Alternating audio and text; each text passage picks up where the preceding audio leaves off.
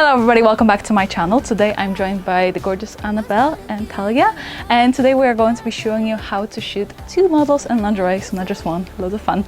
Make sure to check the girls out, they're going to be linked in the description below, and make sure to subscribe to my channel and click the little bell button to not miss any of my future uploads, and let's get right into it. Psst. You all know what's coming. This video is sponsored by Squarespace. Squarespace is an all-in platform that will help you make your dream website, portfolio, or an online shop become a reality. Squarespace has hundreds of beautiful templates, so you will definitely find something that suits you and your personal style. You can build a professional portfolio website in a matter of hours, and you will be able to customize it every step of the way, so it's so you that nobody can deny it's not. As we all know, social media presence is power, and with Squarespace, you'll be able to auto-post all your content to Twitter, Facebook, or Tumblr with proper tags and descriptions. Finally, Squarespace helps you with the marketing. They help you with SEO, as well as some plugins for Instagram stories and so on, as well as share buttons, so your followers can give you some juicy shoutouts on their social media. If that sounds like something you'd like to try, make sure to go to squarespace.com for a free trial. And once you're ready to go, use my code squarespace.com/Anita to receive 10% off your first purchase.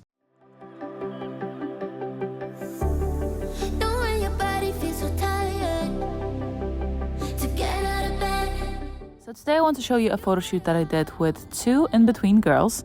And for those of you who are asking, who are these in-between girls?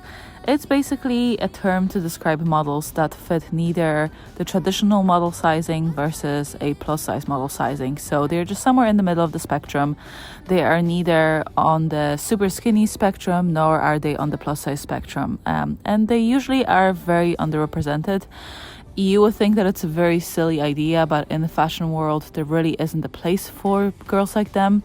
And it seems so ridiculous because usually working with women that are the in-between sizes is usually the best for me. That's the one that I prefer to shoot with the most, but they're also very, very underrepresented. So I thought that it would be fun to just show something a bit different, to show how you shoot with an in-between girl, how everything is done and so on. So for the sake of the video, I'm going to be referring to the size 0 models as regular models and plus size as plus size, just to keep it simple. For this particular photo shoot, I wanted to use light that was nice and soft. I feel like whenever I shoot lingerie, I always prefer to opt for lighting that is a bit softer than direct sunlight.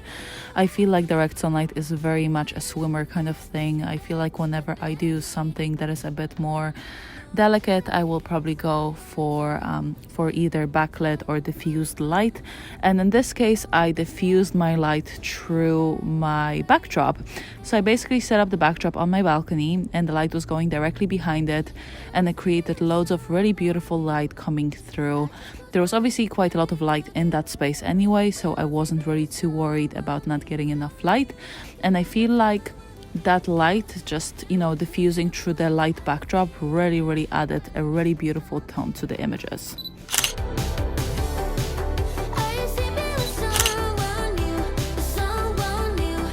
If you like how my images look and you like how I color grade them, make sure to check out my preset packs. I have 2 new out, light medium and medium dark. They are available on my website anitasadowska.eu, and you can get a little discount code in the description below. Make sure to check them out. And now let's get back into the video. The girls that I usually put on my channel are very varied in shapes and sizes, which I really love. I love the fact that I am my own boss and I can pick the models that I would like to shoot with. Unfortunately, when you work in fashion industry and even with lingerie and so on, a lot of the time you are much more restricted in terms of sizes, in terms of sample sizes and so on, which can be really difficult.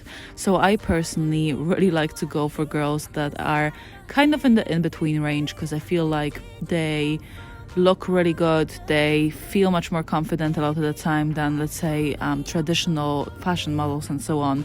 Obviously, that's not me saying that every single model is a certain way, but that's just usually how I go about it. When I was doing this photo shoot, I just really wanted to show the divine feminine energy that the girls have and how beautiful the lingerie looks on their bodies and so on. I really think it's so important to represent all different shapes and sizes. I think it's very tricky when the magazines and the industry are feeding us the same images over and over, and how they kind of shape how we see the world. When it comes to posing the models, I was fortunate enough that girls knew each other already and were comfortable with each other, which I think is super helpful, because if the girls don't know each other, they might be a bit more awkward, especially when it's swimwear or lingerie and you have quite a lot of body exposed and so on.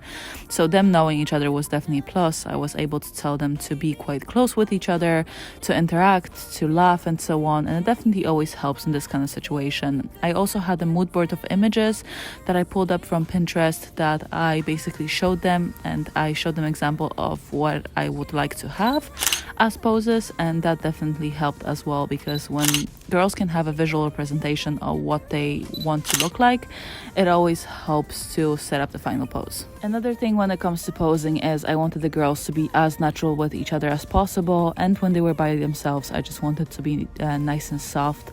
I feel like whenever you over direct models, sometimes they can get a bit stressed and they can get a bit stiff and so on, and that's not really ideal. So I always love for my models to just flow, to just go with the movement and just pose this way. I feel like it's so much better, it's so much nicer, you get much more natural images and so on.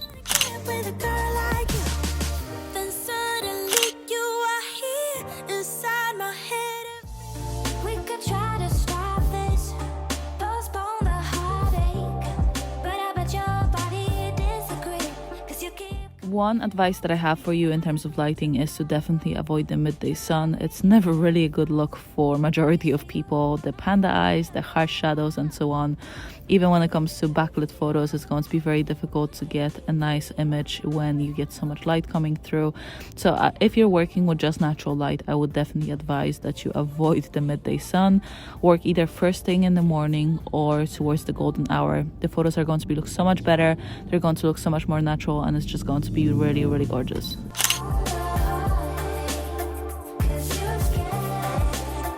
I feel like a very important part of being a photographer is to be able to establish what kind of light should be used when.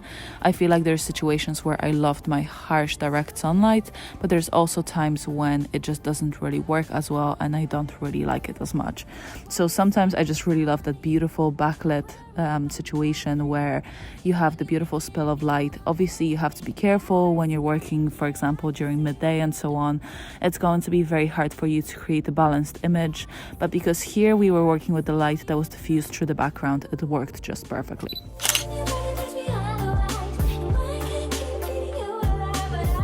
I always like to choose my light based on the models that I worked with. Some of them look better in direct sunlight, some of them look better in diffused soft light. And in this particular case, I felt like the diffused soft light was really, really working wonders. I think it's important to understand that different bodies require different lighting. I feel like if you're working with, for example, troubled skin or maybe any imperfections, you want the light to not be super harsh, because then it's not going to look as flattering.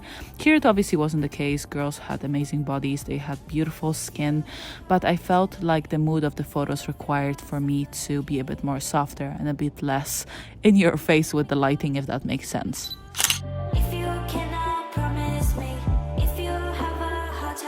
As you guys know, I don't really edit my own photos in terms of skin. I only color grade them with my presets and then I send them off to retouchers. And whenever I do, I always give them strict instructions to never liquefy my models in any way. I find it so important to try and not change the way the models' bodies are. I think it's very distorting, and I think it's very problematic when you change somebody's body shape and just make them look like somebody completely different. So whenever I work with girls that are regular size or plus size, I never really adjust anything in that sense. The extent of my editing is usually just skin retouching and color grading, of course, and that's about it. And even nowadays, I've pulled back on the skin retouching a lot. I feel like I want to keep it light, I want to keep it natural, and I want it to flow, because I feel like the more I'm trying to change their bodies and how they look, the less good the photos look. So sometimes what I do is, if I get my images back from a retoucher, I will put them on top of the original image and then bring the opacity down by around 50%. And this way I make sure the images look as natural as possible. There's as little intervention as possible. It is still clean and put together and kind of on par with my work, but at the same time I feel like my color grading is the main aspect of the image that I want to be very specific about it, rather than changing people's skin texture or how they look.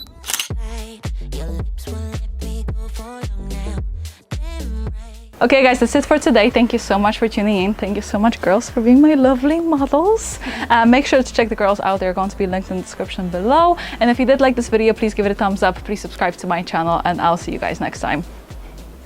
I'm bored to death on the job. I'm sick of walking this dog. It's like I live in a fog.